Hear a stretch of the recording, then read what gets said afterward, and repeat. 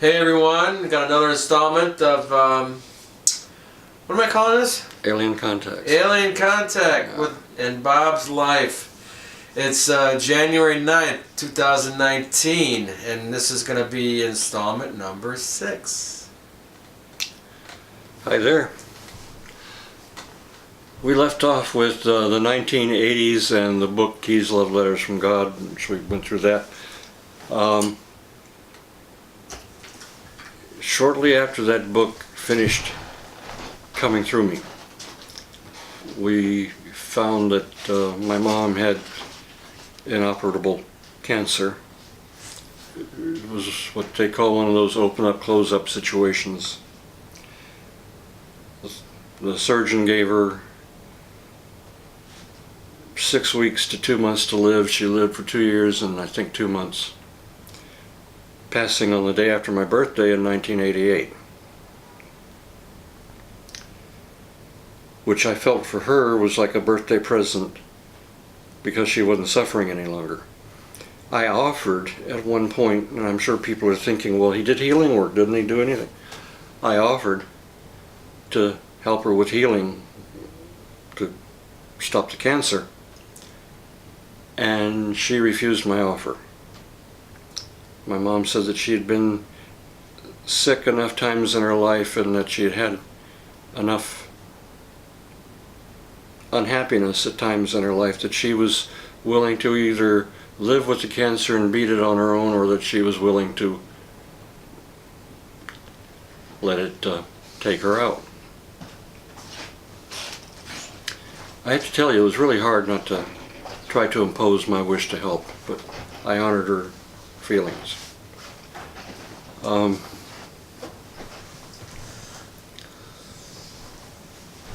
In 1989,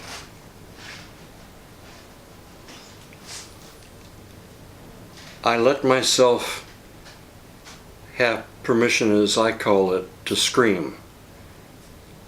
Since I didn't tell anyone when I was a kid about the ETs, the abductions, things like that, for reasons I've already told you, protecting my parents from the ETs,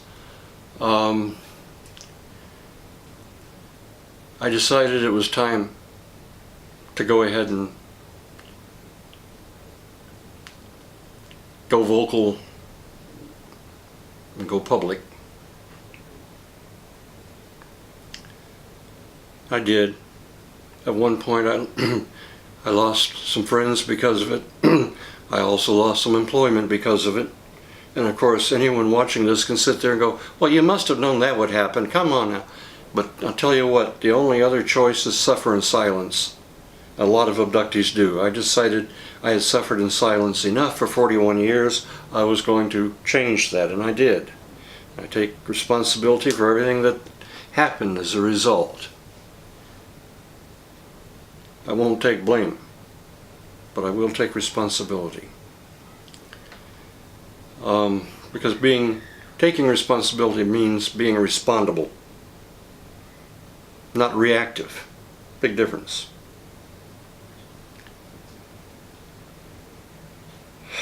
In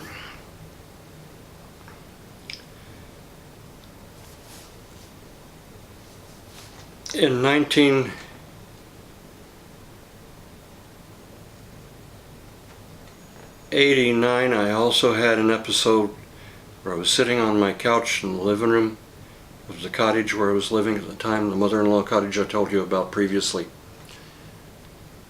And I was watching TV and I fell asleep. Next thing I knew is I'm going down the tunnel, as it's referred to, leaving this life. And I figured, well, if this is what is happening, that's okay with me. I mean, my mom's over there, I'll get a chance to be with her. And with some dogs that I miss, and some other loved ones who've passed on. I got closer and closer to this white light field as it grew bigger and bigger, and I could hear the laughter of children on the other side of it, and I'm thinking, this is wonderful. I was aware of the fact I wasn't breathing and that my heart was slowing down more and more and more. And all of a sudden I feel my mom's presence. I didn't see her. It's like she was behind me or something. I heard her voice say, "Bob," and very calmly, "Bob, if you do this, you can't go back again the way you are now. Make sure this is what you really want to do. Because once you do this, you cannot go back the way you are now." And then she said, "And your dad's going to need you in the years to come." That's all she had to say. At that point, I'm zooming backwards. And that bright light, that ball of light, is getting distant, smaller and smaller and smaller. I was back in my body. I wasn't breathing. I had chest pains. My heart was almost not beating. I gasped for breath, coughed some. Then my heart started beating a little more, and then back to normal. I think I was on my way to go be with her, and then when she mentioned that my dad would need help in the future, that's what brought me back.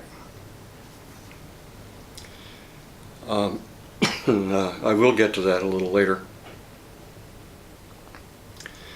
Meanwhile, the abductions, which for a while had subsided to some degree, not completely, ramped up and picked up horribly.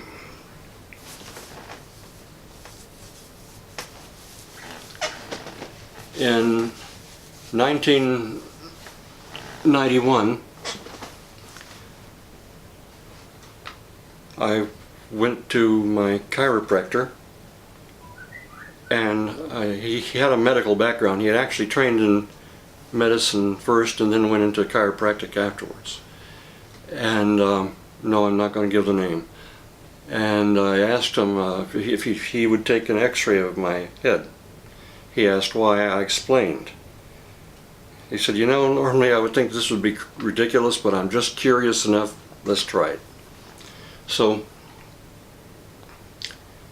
he took an x-ray of my head. The first one didn't get through my defense field, I guess, my aura. He had to ramp up the voltage or whatever he had to do to get more energy to get through my aura field and get a picture through my brain. So I'm sitting in one of the examining rooms talking to his wife, who's his assistant, and he comes in like 20 minutes later holding this x-ray and shaking his head. And I said, "What?" And he said, "Just a minute." He went over and showed his wife, and she does one of these numbers. Like that. At that point I'm going, what? He brought the x-ray over. He was going to put it on the light box, which he did, but he didn't need to. Exactly where I said it would be was a little spindle that they put in my head, the ETs did, when I was about 4 years old. I don't know if it's still there.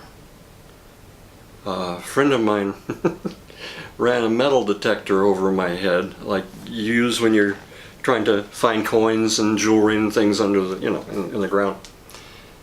And found in the same area something that looked like aluminum salts of some sort. So that little device may have been exploded, or it may still be there. I don't know. It's not a tracking device. That much I do know. What it is, I don't know.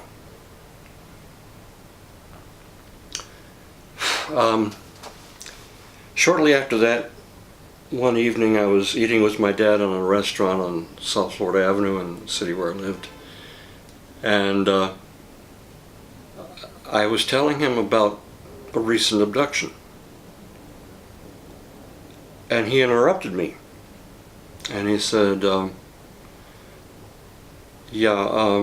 well, I used to work with them.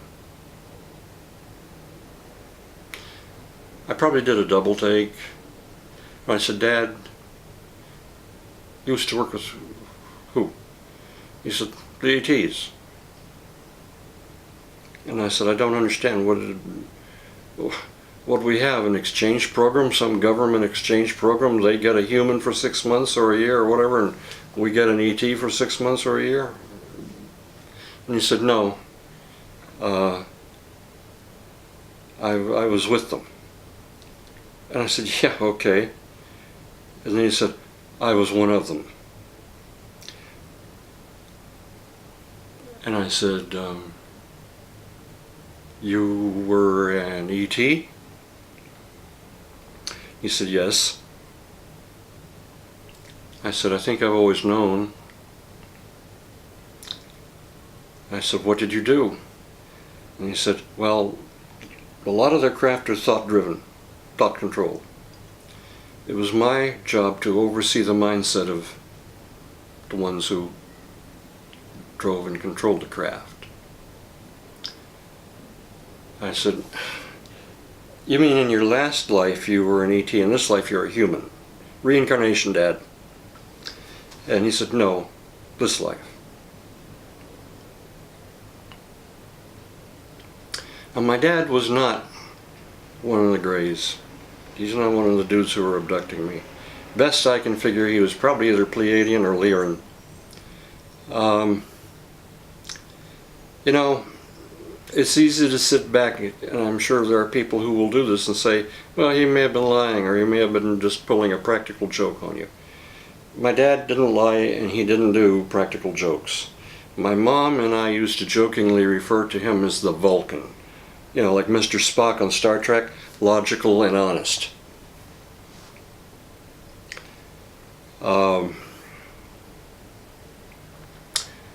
It does make better sense of the abductions that I went through so damn often because of my mixed background. My dad did say that the ETs got my mom and made some changes so that she could become impregnated and carry a hybrid child to term. Actually, 1 month off. I was a month premature, like I said previously. So my mom was human, my dad was extraterrestrial. To me, it's just a matter of life. I knew it all my life and never wanted to ask. When my dad told me, it kind of freaked me out in a way, and it kind of didn't.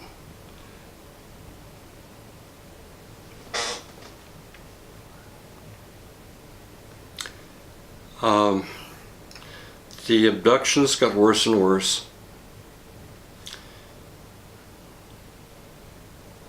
I became less and less cooperative with the ETs.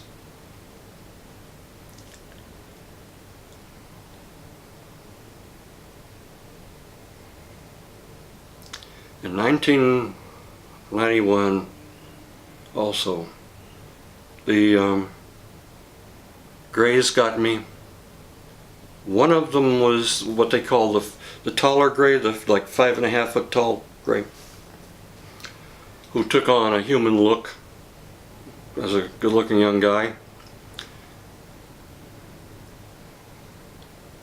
He wanted to show me some Native American artifacts that he had found, and he had them in like a shed.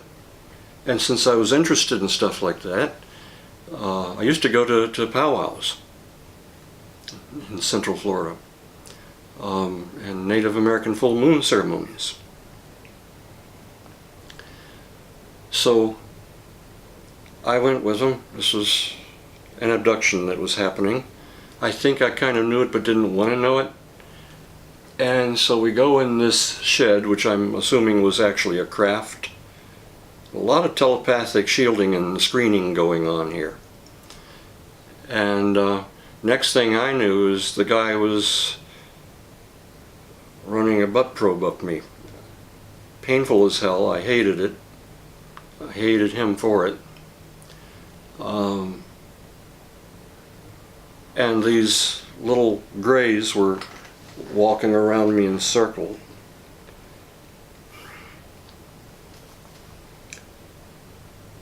One of them gave me I guess like some kind of a gun type weapon, and I thought, hey, great, if there's any way that I can use it, maybe there's enough ET in my makeup where I can tap in to use this. And I aimed it at one of them and it didn't work. Nothing happened.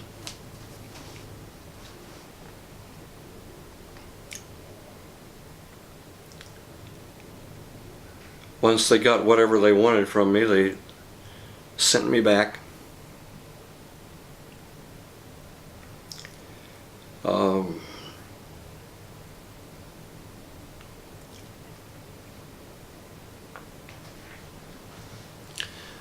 It was interesting because usually their crafts were really bright and lit up, white inside. But this, quote, shed where the artifacts, quote unquote, were supposed to be, was dark. Very dark.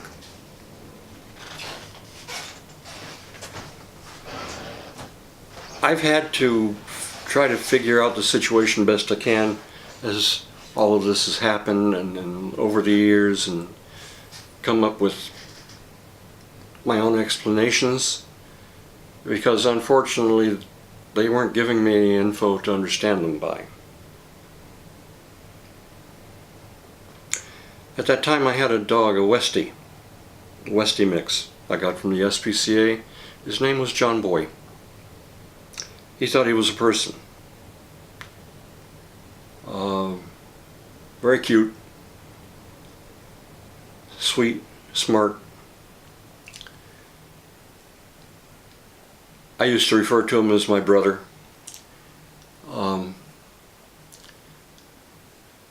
At times the ETs would actually abduct both of us, him and me. They abducted him so they could control me. I would be on one of their, I'm not going to call it examining tables. They're not examining, they're abusing. I would refuse to cooperate. I'd start building up a telepathic block against them, and then they would look at me, eye contact, and then direct my attention over to another table where John Boy would be sitting. And of course the message was very clear: cooperate or we hurt him. So they got what they wanted from me every time. They would send me back. I would be on my waterbed. No baffle chambers, it was full wave motion. It's like I jokingly say, a flea could jump on it and the bed would have sloshed. No John Boy anywhere.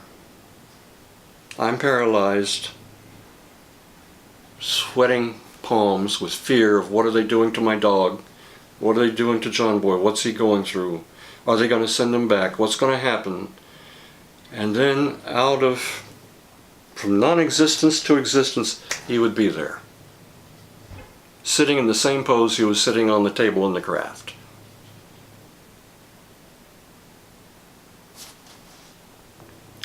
You see, they would get way past the atmosphere, far enough where they thought that I couldn't do anything to them before they would send him back.